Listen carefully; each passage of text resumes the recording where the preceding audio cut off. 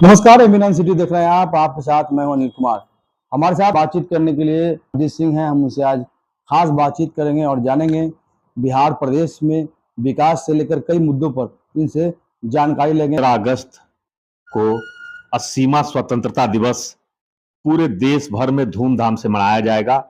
तमाम देशवासियों और बिहार वासियों को इस खुशी के मौके पर हार्दिक अभिनंदन, स्वागत और बहुत बहुत शुभकामनाएं। जैसा कि आप जानते हैं कि स्वतंत्रता प्राप्ति के लिए हमारे वीर सपूतों ने, स्वतंत्रता सेनानियों ने कि असंख्य कुर्बानियों के बाद हमारा देश आजाद हुआ। 1857 की क्रांति के बाद लगभग 90 वर्षों के बाद 1947 में देश को आजादी मिली और उस आजादी के साथ ही हमें जो है बंटवारे का जख्म भी झेलना पड़ा।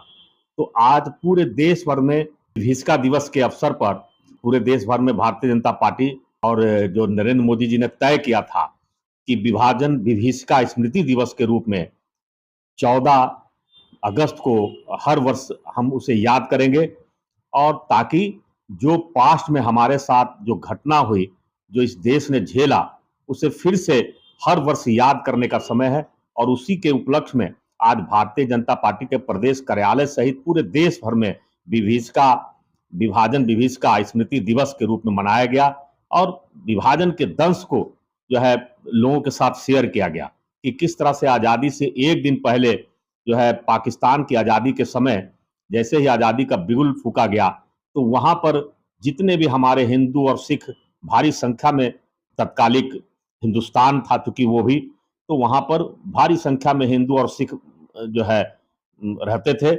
लेकिन विभाजन से, आज़ादी से एक दिन पहले जब स्वतंत्रता प्राप्ति पाकिस्तान को पहले हुई, एक दिन पहले, उसकी वजह से लाखों लोगों को वहां से बेघर होना पड़ा।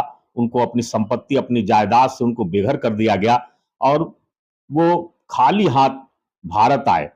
और इतना ही नहीं, उनके साथ, उनके परिवार के साथ, उनके बच्चों के साथ जिस तरह से अमानवीय व्यवहार किया गया पाकिस्तान के अंदर में, वो आज भी हम लोगों की रूहें कांप जाती हैं।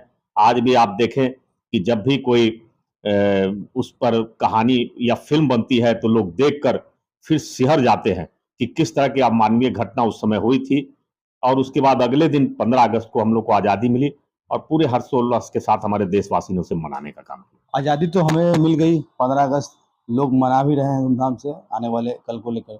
लेकिन खास बात यह है कि राजधानी पटना के पटना साहिब इलाका है, जहाँ पर आप देख रहे होंगे सर्वोच्च न्यायालय के आदेश मिला है।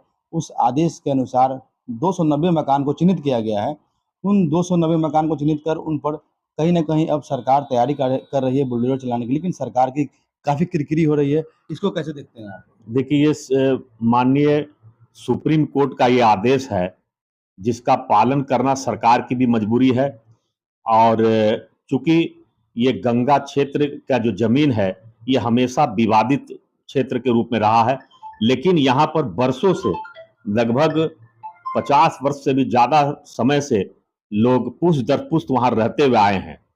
तो मैंने सरकार को इस संबंध में एक ज्ञापन भी भेजा है और मैंने सोशल मीडिया के माध्यम से भी आज ही सुबह में ये सूचित करने का काम किया है कि, और इस संबंध में मैं नगर विकास मंत्री से लेकर मुख्यमंत्री जी को भी पत्र लिखने जा रहा हूं कि जो भी लोग गंगा किनारे से विस्थापित हो रहे हैं, उन सभी को जो है प्रस्तावित जो पाटलिपुत्र सैटेलाइट सिटी का जो निर्माण होने जा रहा है, जो बिहार सरकार की बहुत बड़ी योजना है, सैटेलाइट टाउन जो स्थापित होने जा रहा है बिहार में, तो उसमें इन विस्थापितों को जो है जगह मुहैया कराया जाए।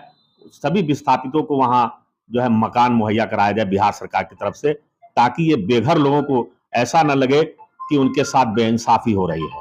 तो इससे क्या होगा कि माननीय न्यायालय की भी मांग की पूर्ति होगी और उनके साथ भी न्याय हो जाएगा, क्योंकि वो हमारे पटना साहिब की जनता है, पुराने बासिंदे हैं यहाँ के, उनके साथ भी अन्याय ना हो। तो ऐसा निर्णय ले सरकार कि जिनसे विस्थापितों के दर्द को कुछ कम किया जा सके।